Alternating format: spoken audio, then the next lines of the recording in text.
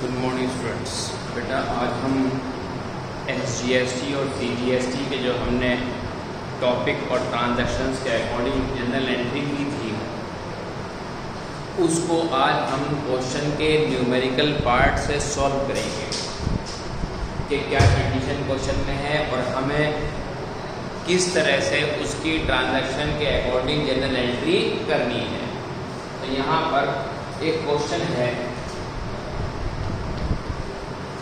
पहला ट्रांजैक्शन है इसके अंदर कि 2018 में 2 जनवरी purchase goods for 2 lakh on credit.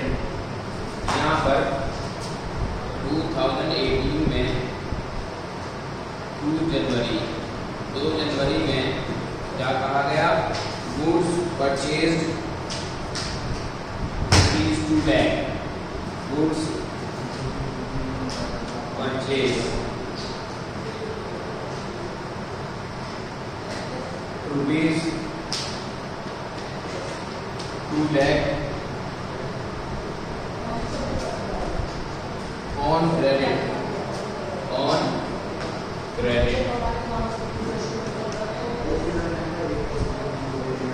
CGST 6%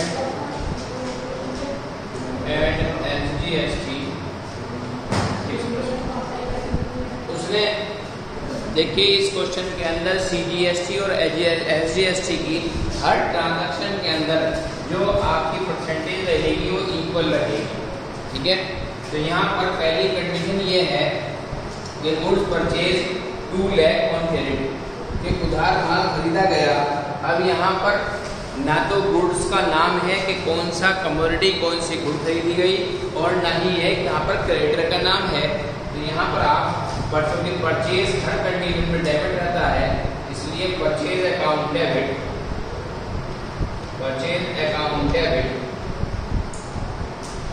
उसके बाद परचेज में CGST और SGST इनपुट होगा, तो इनपुट CGST अकाउंट डेबिट, उसके बाद input SGST account debit to. अब यहाँ पर नाम नहीं है, सिर्फ क्या लिखा है ऑन क्रेडिट, तो आप यहाँ पर 2 क्रेडिटर्स अकाउंट लिख देंगे क्योंकि नाम नहीं है इसलिए क्रेडिटर्स अकाउंट। अब यहाँ पर 2 लाख रुपए की ट्रांजैक्शन है। अब 2 लाख रुपए की हमने परचेज की है डेबिट साइड में।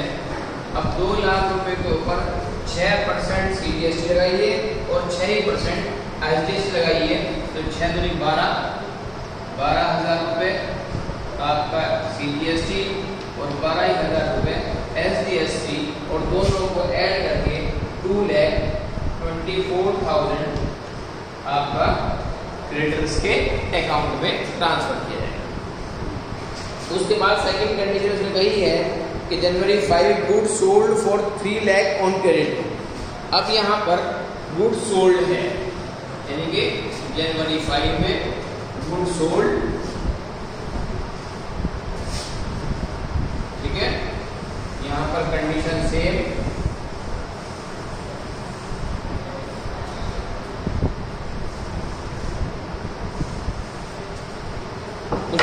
जनवरी 5 गुड सोल्ड, ठीक है, 3 लाख ऑन क्रेडिट। GST और CGST सेम रहे। तो यहाँ पर क्योंकि ऑन क्रेडिट है, यहाँ पर अब उधार है, तो इसका मतलब सेल हो रही है। तो आप जस्ट उस एंट्री का जस्ट अवॉइड कर दीजिए कि डेब्टर अकाउंट डेबिट। अब यहाँ पर इस कंडीशन में CGST भी है और SGST भी है, तो 2 सेल्स अकाउंट और 2 आउटपुट, इसमें आउटपुट हो जाएगा 2 आउटपुट CGST, 2 आउटपुट SGST।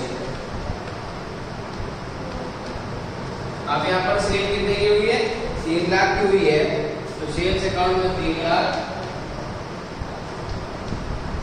और 3 लाख में 6%, 6 to 18 18,000 CGST, 18,000 SGST। तो टोटली डेब्टर के अकाउंट में 3,36,000 को हम ट्रांसफर करें। ठीक है, तो यहाँ पर कंडीशन क्या हो गई, गुड सोल्ड, ये कंडीशन हो गई। ठीक है, अमाउंट चेंज हो गई, सोल्ड हो गया, इसलिए पहले एंट्री से सेकंड एंट्री चेंज हो गई। अब थर्ड कंडीशन आ गई है, यानी कि जनवरी 10 में जनवरी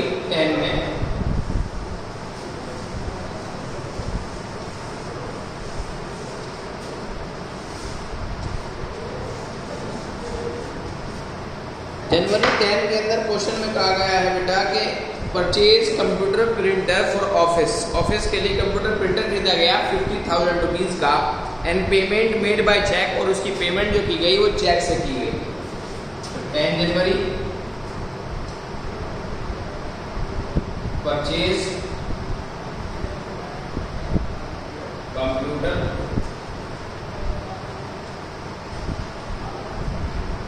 for office use,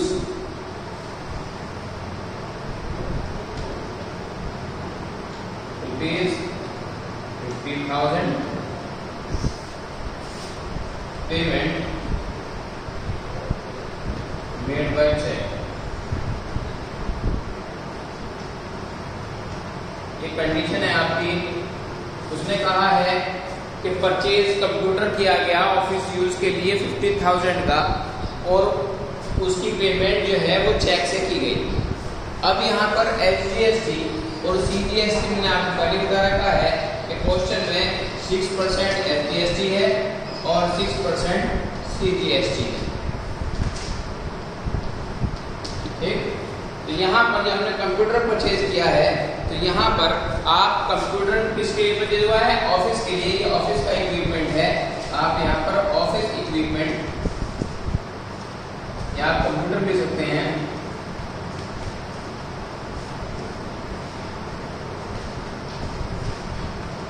account debit. अब यहाँ पर अपने ऑफिस पर क्या कहना चाहिए कि कंप्यूटर परचेज किया है, और यहाँ पर परचेज की कंडीशन आ रही है, तो यहाँ पर क्या हुआ कि इनपुट CGST, इनपुट SGST,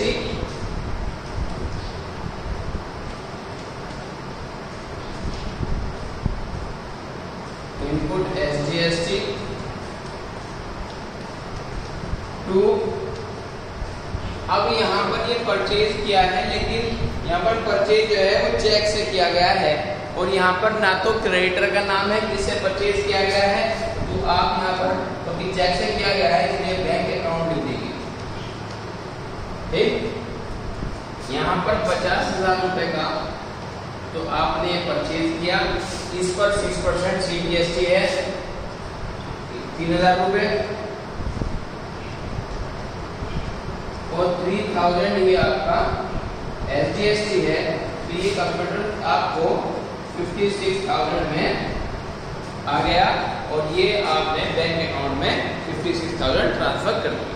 ठीक है, उसके बाद पेड लीगल कंसल्टेशन फी, यानी कि कंसल्टेशन फी जो है हमने वो पेड की है, दी है। ठीक, अब यहाँ पर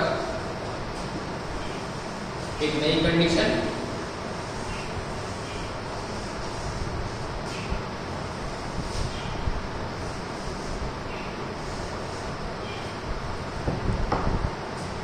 डेट 20 पेड कंसल्टेशन फी,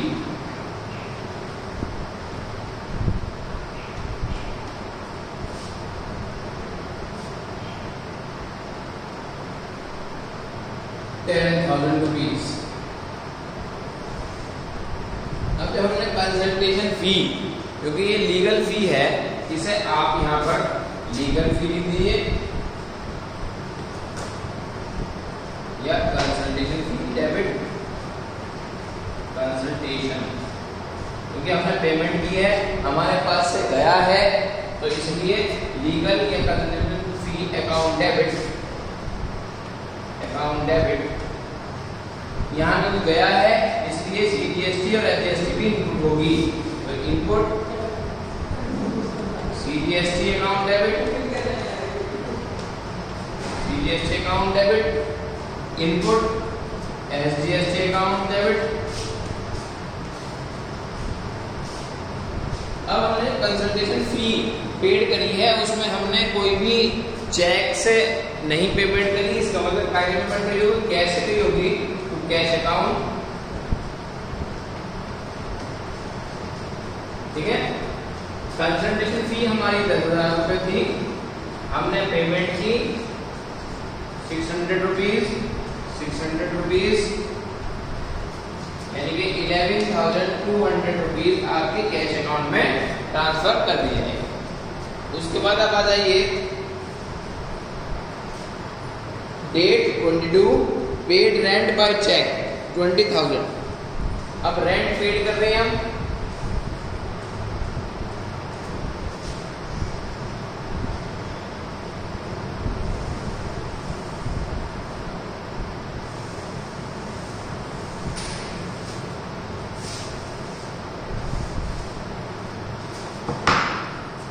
अब यहाँ पर 22 जनवरी पेड रेंट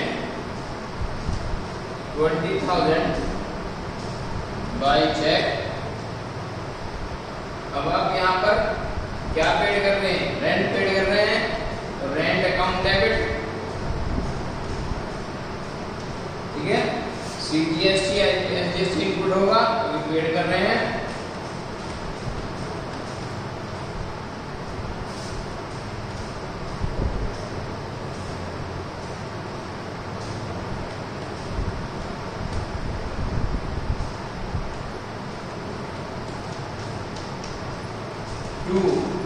अब ये जो चेक से किया जा रहा है टू बैंक कितना है, 20,000, 1200 इस पर ये PGST, 1200 SGST, इसका मतलब आपका क्या हो गया 22,400। ये आपने पेमेंट कर दी किसकी, रेंट में। उसके बाद यहाँ पर payment made by balance amount of GST, यानी कि GST जो बैलेंस अमाउंट है उसकी पेमेंट करनी है आपको। ये एक अलग कंडीशन की एंट्री है।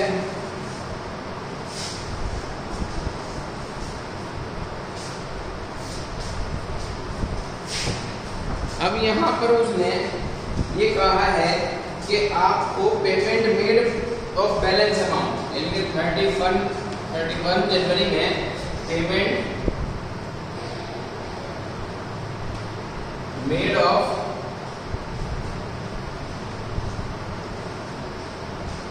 बैलेंस ऑफ GST, यानी कि हमने टोटल अमाउंट कितना पेड किया है SGST और CGST के बेस पर। ठीक है, वो आप यहाँ पर वर्किंग नोट के बेस पर आप बता सकते हैं कि इसकी एंट्री क्या होनी चाहिए। यानी कि कुछ चीजें हमने इनपुट कराई है CGST SGST में, कुछ चीजें हमने आउटपुट कराई है। तो इस कंडीशन में जब हम GST के अमाउंट का पेमेंट मेड करते हैं तो यहाँ पर output CGST account debit, output SGST account debit, to input CGST account, to input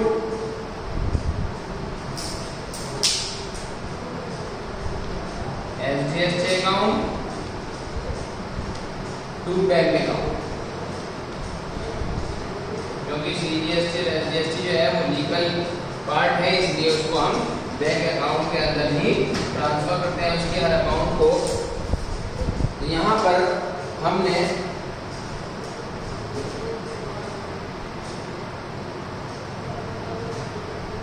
एक कैलकुलेशन करके देखनी है, और कैलकुलेशन आप जब करके देखेंगे तो फिलहाल आप जो कैलकुलेशन करेंगे उसके बेस पर हम आपको बताते हैं।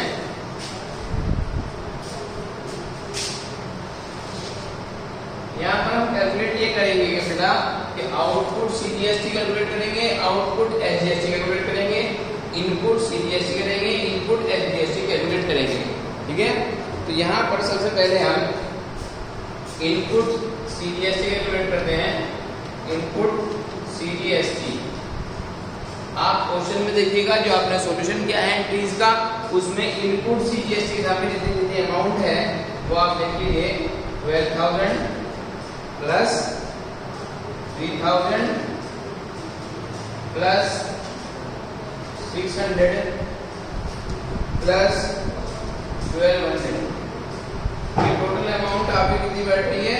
16,800 इनपुट सीजीएसटी आई। ठीक है, अब हम इनपुट एसजीएसटी, अब इनपुट एसजीएसटी कैलकुलेट करिए। इनपुट एसजीएसटी, इनपुट एसजीएसटी के अंदर आपका VA आएगा, same condition 12,000 plus 3,000 plus 600 plus 1200 equal to 16,800।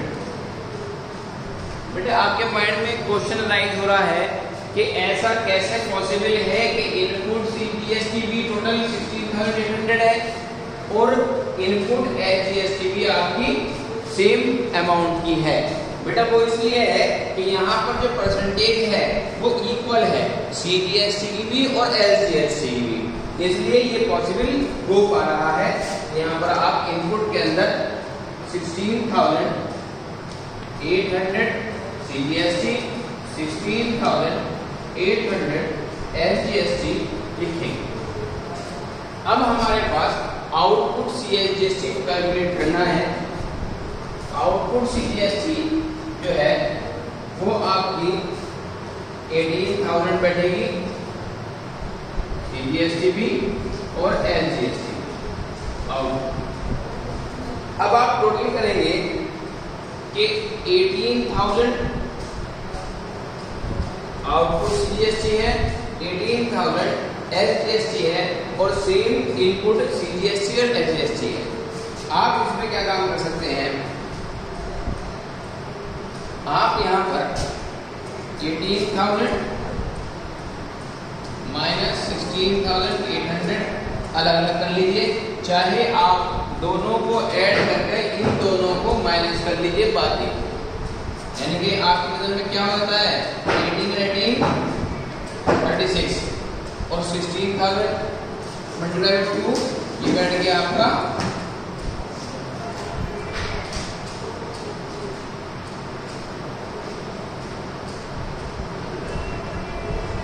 बैठ गया आपका। ठीक है, अब आपके अमाउंट जो है वो 400 लिया जाएगा माइनस करके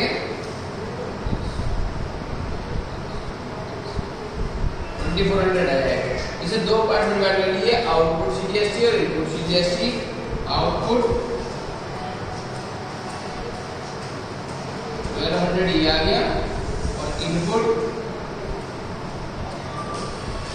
1200 ये आ गया। ठीक है, तो आप यहाँ बैंक से ट्रांसफर करेंगे वो टोटल 2400 करेंगे। तो जो आपको नहीं पता है कि बैंक में कितना है, तो आपने अमाउंट कैलकुलेट करने के लिए 1200 प्लस 1200 यहाँ पर आप मेंशन कर देंगे कि output 1200 input 1200 is equal to 2400। ठीक है, ये क्वेश्चन मैंने आपका सॉल्व कर दिया।